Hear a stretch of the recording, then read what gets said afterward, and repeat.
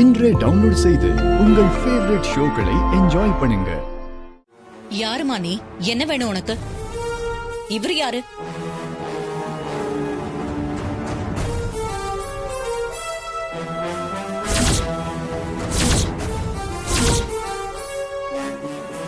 நீயா?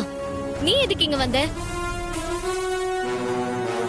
ரேவதி, உனக்கு இவங்கள தெரியுமா? அம்மா, அப்பா மேல பஞ்சாயத்துல புகார் கொடுத்தது வேற யாரும் இல்ல, இவதான்.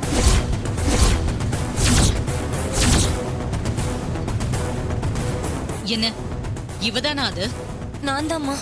ஐயா யாருன்னு தெரியாம ஐயா மேல இப்படி ஒரு பழிய போட்டு படுபாவி நான் தாம்மா.